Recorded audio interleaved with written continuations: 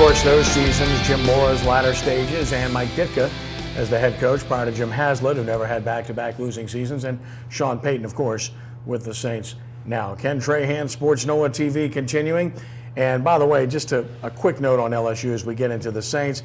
When asked about his job today at his weekly presser, Les Miles says it's off limits. He said, if someone is asking me if I'm coaching for my job, I have done so for the last 11 years. And then he refused to confirm or deny that he'd met with administration about the job yet. We'll talk more about Les Miles and LSU coming up. The Saints are coming off of a bye week, so a chance to get healthy, recharge the batteries. Ricky, let's start with you because you played the game. A bye week. If you don't live in New Orleans, you go home for a few days, right? Right. And a lot of the guys went home. I mean, just like I was in South Carolina over the weekend. Spiller was up in South Carolina. He went to Clemson game. So all these guys get away. You know, they got about 4 or 5 days to get away and get football off of their mind. Some guys stay in shape. Some guys train a little bit, but most guys just take the 4 days off. Is it a good thing to have a bye, or does it really depend on how your team is doing at the time? Well, what to do is get some guys healthy, you know, and get them away from football for a minute. And that's the good thing about it, because like the Saints got a lot of guys that hurt right now. They need the training room. They need to get back, you know, on the football field. And the only way they take a week off plus is give your team an extra week to get ready for the game. 5-0 in 1993. I remember that very well. And you guys went to Pittsburgh. I think they were coming off of a bye. They had a week to prepare, and they figured out your offense, and really the rest of that season wasn't the same. No, I mean, but, you know, that's when you don't change anything. I mean, the season one was the same because we didn't ever change anything. A lot like what LSU, you know, when they come to play Alabama, they didn't change anything. And once one team shows what you're doing, if you don't do nothing, you can see that. It's just like Atlanta. Everybody getting their number now. You know, one thing that Sean Payton learned to do, remember when they started out with 3 straight losses after the bye week, and he talked to Andy Reid about what he did, you know, during that open week. And when Sean first got in with the Saints, he split up that open week. He had them practice, then let them go. This, over the last 5-6 years under him, he's allowed his team to just go recover, you know, get fresh in their minds and come back and play football again. I think under him now, that's not counting the 2012 season when he didn't coach that year, but they're 4-4. They went 0-3, and now they've won 4 of their last 5. They lose last year to Detroit, up at Detroit. But a lot of times the coaches want to get away.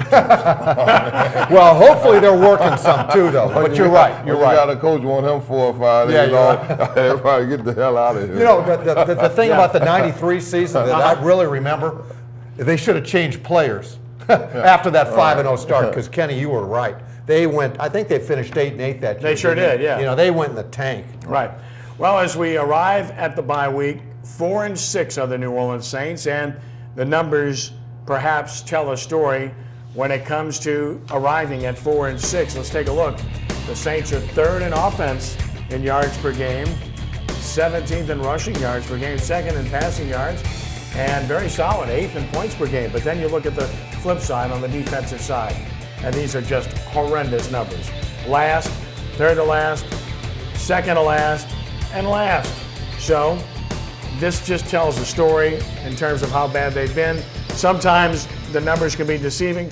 Ricky, these numbers aren't deceiving. This is who they are. Pretty good offensively and terrible defensively. Well, you know, if you look at the numbers, though, you don't really, I mean, there's a mixture of who you put it on. I mean, you got bad coaching, you got bad players. So you really can't put that on nobody but the whole entire defense. And, you know, and actually there's a stat that wasn't up there. They're very good about 3rd down defense. They get off the field this year, which hadn't been the case.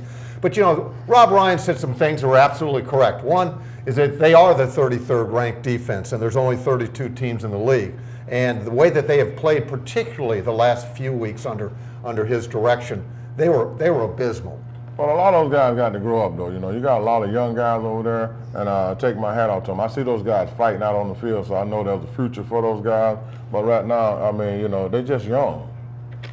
Well, when you talk about first downs, the ability to sustain drives and move the chains, the Saints have had a real problem in one aspect of getting off the field, and that is allowing opponents to make first downs because of penalties, in particular on the Saints' secondary. One guy who certainly stands out. Take a look at this. First downs by penalty, 37, and that's through 10 games, which exceeds the previous 3 seasons total in significant fashion. And there's still 6 more games. Ricky, 37 first downs by penalty.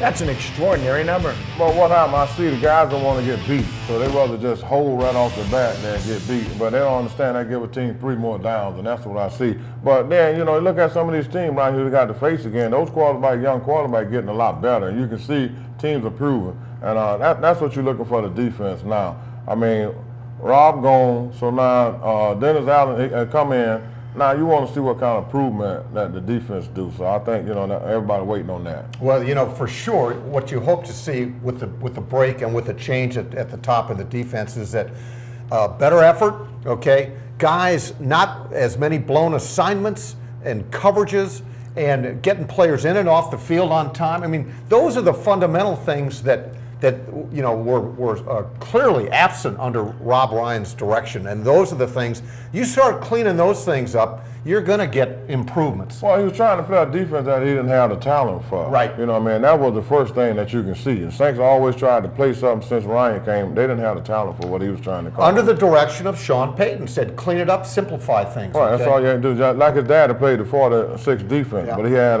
Richard Dent and all those guys from the Bears to play that. But we don't have that here, so he should have went to something else. Right, Dan Hampton was pretty good. Their linebackers were off the charts. So a little bit different animal. Listen, I feel this way. They cannot generate enough pressure to affect a passing game, and they can't cover for any specific period of time, which screams out for blitzing more. Because you've got to disrupt things. You've got to take chances. What you've done hasn't worked. You're virtually last in every category. Try to create some pressure and disrupt things. If you give up plays, so what? That's what you've been doing anyway. So try to change it up, blitz more, create opportunities.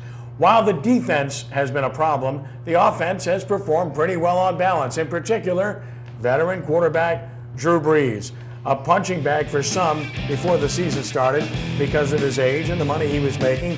Brees has produced very well. The numbers certainly verify that, completing nearly 70% of his passes, 330 yards plus a game, and his passer rating over 100. You can't argue with that. If you give the guy time to find someone, he will do so. And Brian, he's still accurate, and he can still push the ball down the field. And he proved that he's healthy once again, which was a big question mark after he injured his shoulder. I agree with you. I mean, is he good enough to win? Is he good enough to go after the brass? Yes, he is. You've still got to surround him with good people, and you've got to give him time, as Kenny said, and they've had trouble doing that with his offensive line this year. Well, I mean, if you look at the whole situation with Drew Brees, he don't have top receivers. He got a lot of number 2 and a lot of number 3 receivers. And the tight ends, I mean, they playing a whole lot better than anybody expected them to play. The offensive line has really got the center. I put him as a very good center, but the rest of them across the board, I look at them as a B or C player. So he really don't have a whole lot to work with the offense. And I'm glad you mentioned the tight ends because I want to give a big shout out to Benjamin Watson. Yeah. We had Ben speak at the Jefferson Parish Prayer Breakfast about a month ago. He was tremendous. What an awesome man of faith, an awesome family man. And he has a new book out that is must-read material. I strongly suggest that you get this book and read it. I don't care if you're rich or poor, black or white, where you come from, how you feel, what your political views are. This is 101. Tremendous insights from Benjamin Watson. Very good stuff. So, Brian, obviously, if you look at the Saints at this point in time, they're not a very good team on balance. Would that be a correct statement? I think it's absolutely correct. I mean, forget about, they are what the record says they are. That old saying, it's really true. And they're now bringing up the NFC South. Tampa Bay's a better football team than the Saints are right now, and that's a reflection. That starts from Mickey Loomis on down, okay? There's plenty of blame to go around, and we'll see what kind of effort or what kind of changes are being made on the defensive side of the ball under Dennis Allen in the next few weeks. Well, I mean, these guys, they know a whole lot about football because, you can see they won the Super Bowl before. So, and they know about football, but I don't know what done happened on the drop for us talent. I mean, they done let the talent went way down. And I don't know what happened there or who was over the talent before when they was getting those great players, but lately, things kind of went down to the bottom with getting great players. Great coaches become great coaches because they have great players. Bad coaches are bad coaches because they don't have good players. It's that simple. And there are some good players here. There are also some young players with futures, but that's just it, futures. And then there's some players that aren't good enough. That's not a winning equation. When we return in just a moment, we'll take a look at the NFL and the week's results as we get things going on sportsNOLAtv. But first, we want to remind you about our good and great friends at Premier Kia. We are brought to you by Premier Kia of Kenner and Premier Automotive Group. Thank you to Troy Duhon, Premier Kia of Kenner, and the entire Premier Automotive family. Premier Kia, 2712 Veterans Boulevard. And as always, you can visit the website at premierkia.com and stop in their beautiful new facility to catch all of the Black Friday deals and New Year special offers. sportsNOLAtv continues in just a moment.